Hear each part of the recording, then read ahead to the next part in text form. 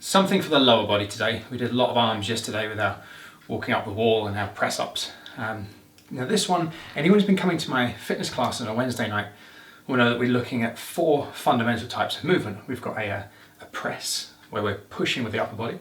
We've got a pull, which is pulling something towards you with the upper body. We've got our squat, which we've talked about in depth. And we've also got our hinge, things like a kettlebell swing or a deadlift, those kind of movements, anything where we're hinging from the waist. So today's exercise is a little bit of a balance exercise, but also a hinging movement to work the backs of the legs. Now I'm fortunate enough to have some equipment that I brought from the academy with me, so I'm going to demonstrate with a kettlebell. But if you've got kettlebells or weights at home, brilliant. If not, then I'll show you what you can do with just something you have lying around the house. So I've got my kettlebell here. I'm going to stand a good couple of feet away from the wall. I'm going to place one foot on the wall, about knee height. I'm going to lift that front heel slightly off of the ground, so I'm just on the front toe. I'm then going to hinge over forwards nice and slowly under control, keeping that back nice and flat, and then stand up again. Really working on that balance because I've got weight in my hand and I'm only on the ball of my front foot. So I'm having to really stabilize myself, make sure we're keeping that back flat and standing up. And go for a few of those on one side and a few on the other. I look at probably 5 on each side to start with, and you can work up from there. So back flat, all the way down. You notice how my front knee's slightly bent where my heel's off the ground, and that's going to allow me to get just that little bit lower because I'm not that bendy. But just make sure we're keeping that back flat.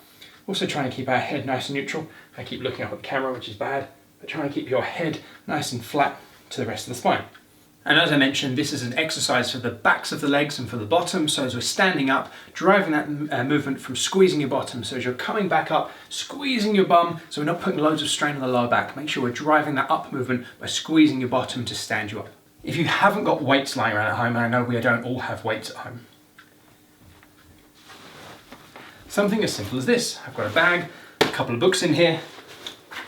I can hold on to it, get myself in position, and do exactly the same thing.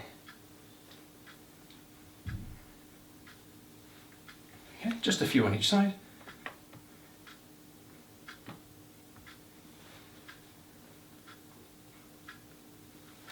There we go. So we're doing an exercise that's going to be working on the backs of the legs, also working our balance, as with all balance exercises, keeping the tummy nice and tight. With this one, key points, we want to keep our back flat and go down to the point where you continue to keep your back flat.